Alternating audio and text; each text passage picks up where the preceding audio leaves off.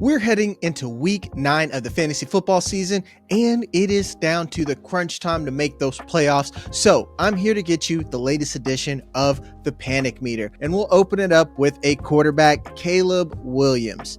Now, I will be honest, it hasn't looked good the last couple of games, and he hasn't quite topped over 15 points per game. But I still believe in the talent on this offense. I still believe in Ben Johnston.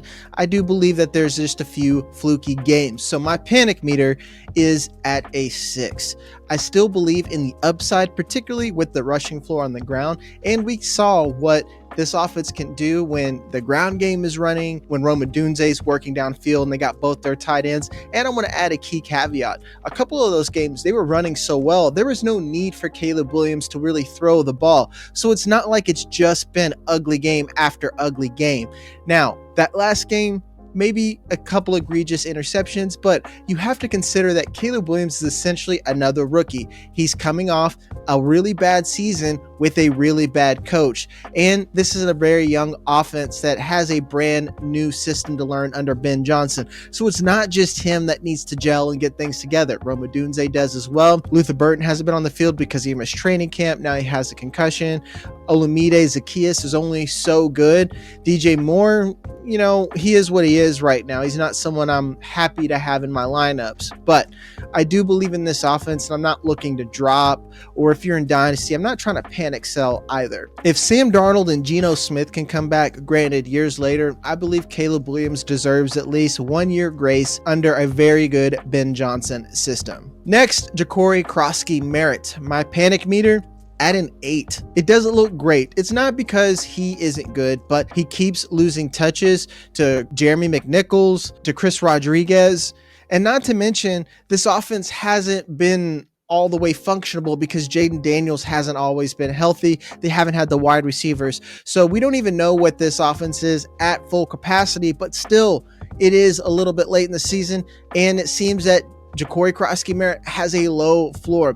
We can love all the PFF rushing scores all we want, but if he's going to continue to be the lead in a three-headed monster in a middle of the pack offense, that's not something that's going to help us win in the future. Now, is he droppable? No, because he does have upside and he is a good runner, and we could see more out of the Washington Commanders offense. But until then, I'm not in a hurry to put him into my starting lineup. And if anything, he's kind of a flex play that you're hoping for a touchdown or for a big play at this point.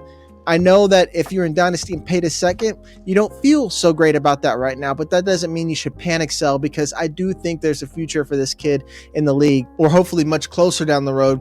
We start to see a little bit of that receiving happen, but he kind of seems like a homeless man's Kenneth Walker at this point. And before we get to the rest of this list, if you enjoy this content, make sure to hit the like and subscribe button so me and all the other RotoWire analysts can get you these videos easier. And if you want additional help and have access to our tools, articles, rankings, all that stuff, you go to rotowire.com, use the code on the screen, YouTube15 at checkout. That gives you 15% off all of RotoWire's subscriptions and products. And you don't want to miss out on that, especially when you're trying to make the playoffs. But we'll hop right back into it with our next player, Tony Pollard.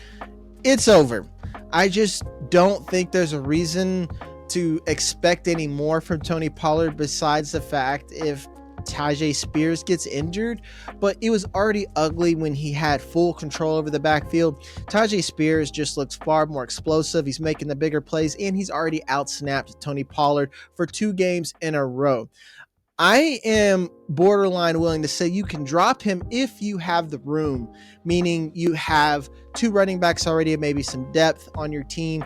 I drop him because he seems like a landmine where someone else says, hey, this is the Titans starting running back, and I can pop him into my lineup and have some upside. And this is a landmine that you can maybe sabotage your other league mates. Now, that's playing 4D chess. I'm not ever making decisions solely to harm my other teammates. I think about what's best for me. Right now, Tony Pollard seems like a bona fide roster clogger because, again, if you're in PPR, I feel like a lot of that passing down work is going to go to Tyjae Spears, and he just never really recovered that explosiveness that we saw with the Cowboys.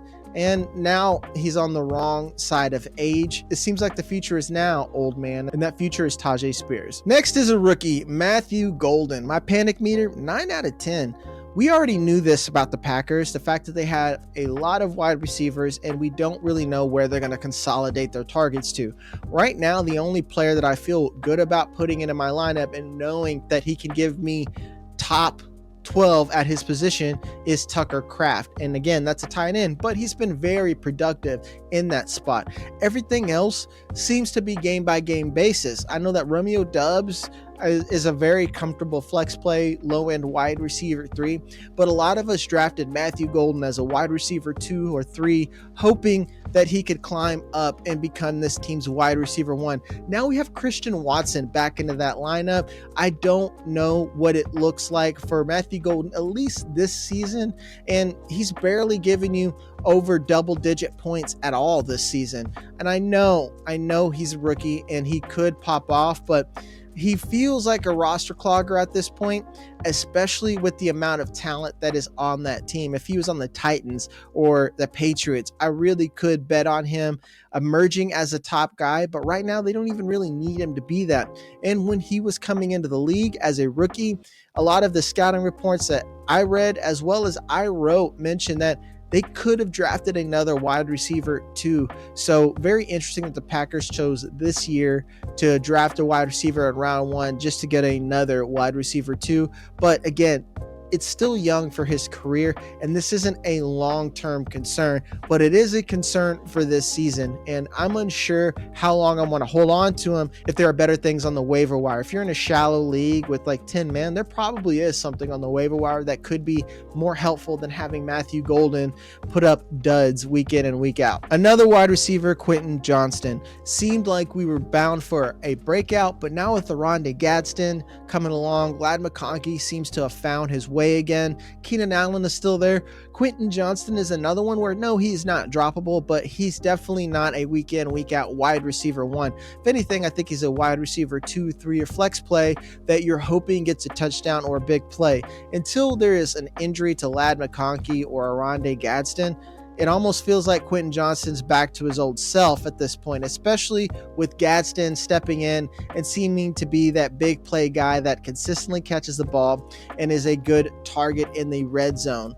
I know I like his hands much better than Johnston's, even with the improvement, but we've already seen some drops this season from Johnston.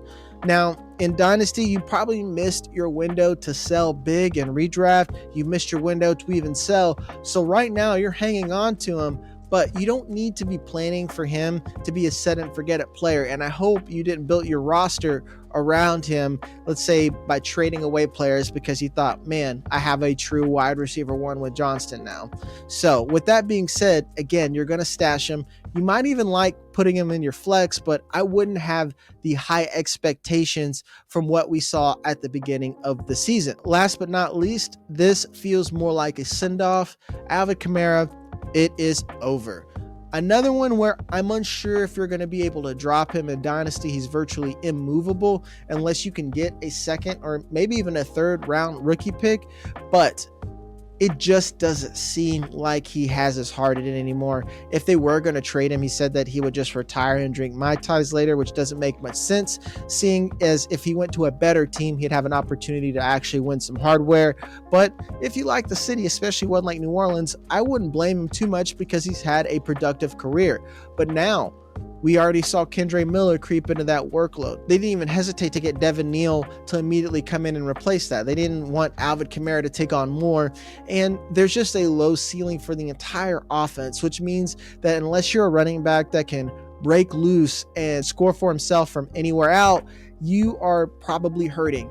And that's where Alvin Kamara is. He's not as explosive as he used to. We can't expect him to make massive plays all the time. And this is an offense that has now gone from Spencer Rattler to Tyler Shuck. And I think that's mostly a lateral movement. And I don't expect this offense to all of a sudden score 21 points per game and Alvin Kamara having a lot of red zone opportunities. So at this point, he is a surefire bust, and I wonder if he's even going to return next season. But keep in mind, he was one of fantasy football's best for a long time. So this isn't anything about the player and what he's done for us, but this year, it just ain't it. And as always, if you want more content, make sure to hit the like and subscribe button. And if you want access to everything on RotoWire's website that we have to offer, use YouTube 15 at checkout. I'm Jagger May. Love you guys, and I'll see you on the next one.